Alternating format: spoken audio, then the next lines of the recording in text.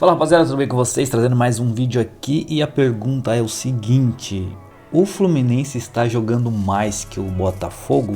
Então a gente vai trazer um debate aqui com o Mauro César falando aqui que o Fluminense do Renato Gaúcho é melhor então que o Palmeiras nesse Mundial, que agride mais e tal. Então a gente vai dar uma olhadinha aqui para ver então o que o Mauro andou. Ô Mauro, no olho do furacão aí, de parte da torcida, tá sobre maior culpado, menor culpado, tá o Abel Ferreira. Muita gente falando que ele tá devendo, porque agora ele tem um time bom, contratou os jogadores que ele quis e tudo mais, e que o time não tá rendendo. E aí isso vai além do Mundial. No Mundial acham que foi muito mal, ou que não foi bem, e também nas competições locais aqui, tirando a Libertadores, que o Palmeiras foi muito bem.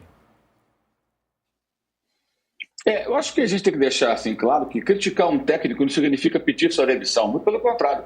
Como elogiar não significa deem um aumento para ele, né? Aumentem o contrato, é só um elogio.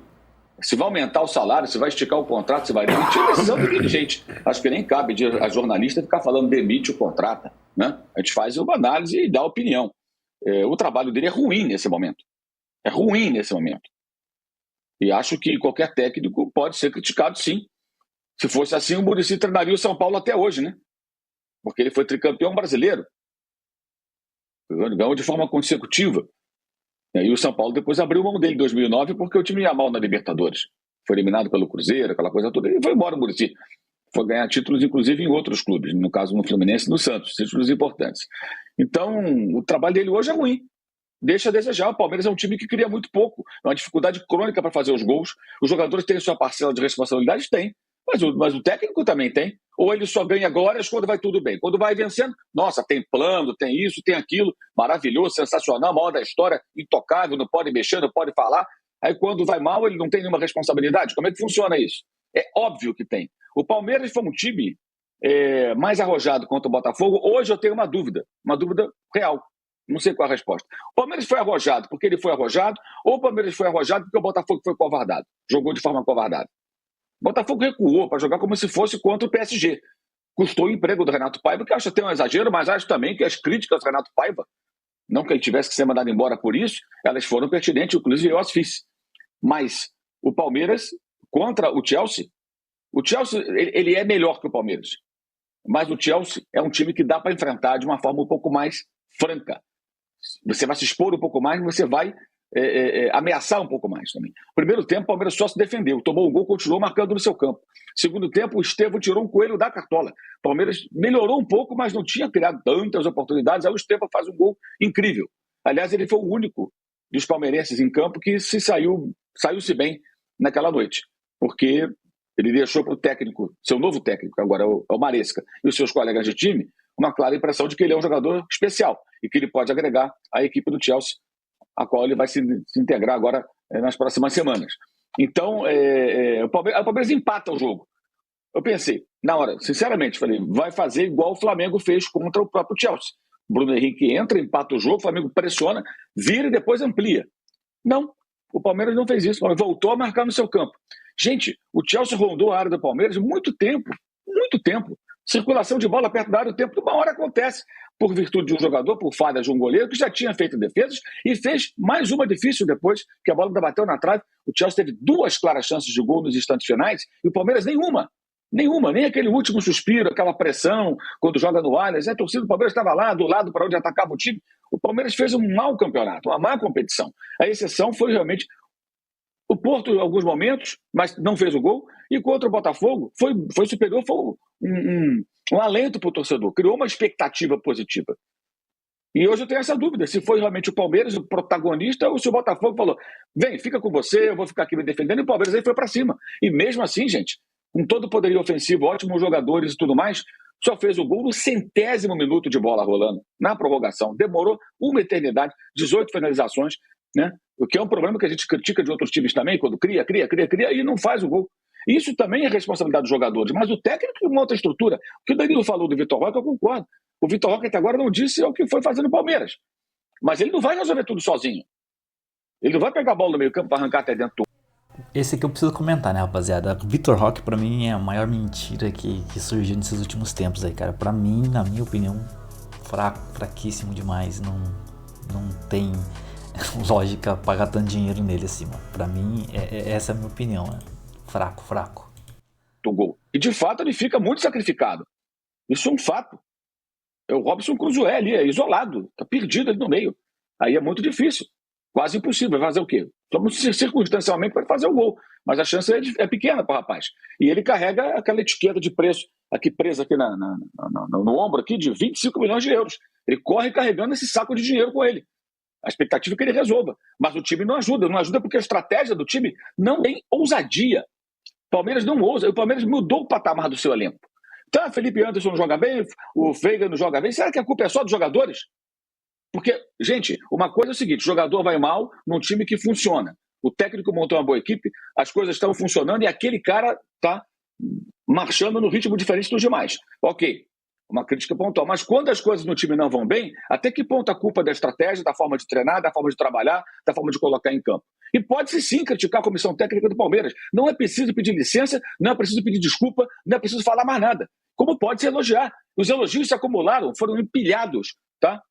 Durante anos e foram muito pertinentes em quase sua totalidade por bom trabalho, resultados, vitórias e botar o nome na história. Mas peraí, então quando vai mal, aí a culpa é só do goleiro? Claro que o Everton falhou, mas quantas vezes ele salvou essa equipe?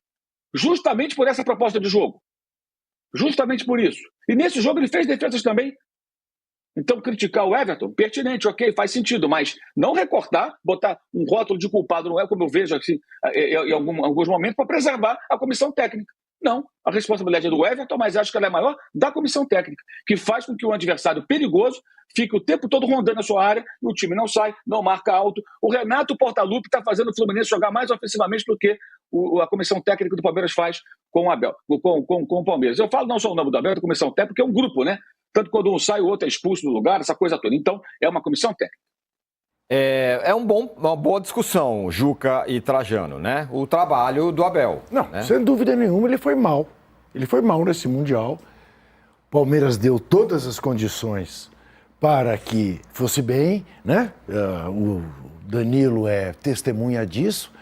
Infraestrutura perfeita, tudo de primeiríssimo mundo. E ele teve o azar de perder Murilo e de perder os outros dois por suspensão. Mais o Paulinho, que né? não pode jogar. Mais o Paulinho, que não pode jogar mais do que meia hora. Então, Paulinho, que foi uma contratação com vistas à Copa do Mundo, acabou sendo decisivo, mas por pouco tempo. Né? Então, isso tudo tem que pôr na balança a favor do Abel. Mas é aquilo que o Danilo disse. Apesar disso, deveria o Palmeiras ter se apresentado melhor nesse Mundial do que se apresentou. E principalmente na partida contra o Chelsea, cujo primeiro tempo foi pavoroso. E deu graças ao fato de perder só de 1-0. Né? E essa sensação que o Danilo teve, embora, né? É a tal história. Porque também tem essa coisa das escritas e das explicações esotéricas, né? Que eu cansei de ver corintiano fazer durante 23 anos. Durante 23 anos. O Corinthians contratava o que tinha de melhor. Aparecia o Paulo Borges no Bangu, melhor jogador do Rio de Janeiro, vem pro Corinthians. O Almir, Pelé Branco no Vasco, vem pro Corinthians. O Buião, o Corinthians fazia coisas assim. O Corinthians contratou no mesmo semestre o Buião, que era o melhor ponta-direita de Minas Gerais, do Atlético, e o Paulo Borges, que era o melhor ponta-direita do Rio de Janeiro, do Bangu. E pôs os dois no ataque. Até estavam no dia em que quebrou o tabu contra o Santos. Mas no Corinthians consagrava goleiro, a trave era inimiga permanente. Mas aquela chuva, o Corinthians estava jogando melhor, caiu uma chuva e destruiu o time.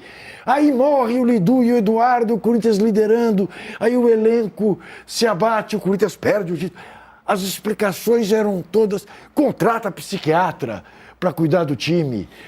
Paulo Gaudêncio, o precursor da terapia em grupo em São Paulo, contrata macumbeiro, não apenas macumbeiro de profissão, como treinadores que usavam desses instrumentos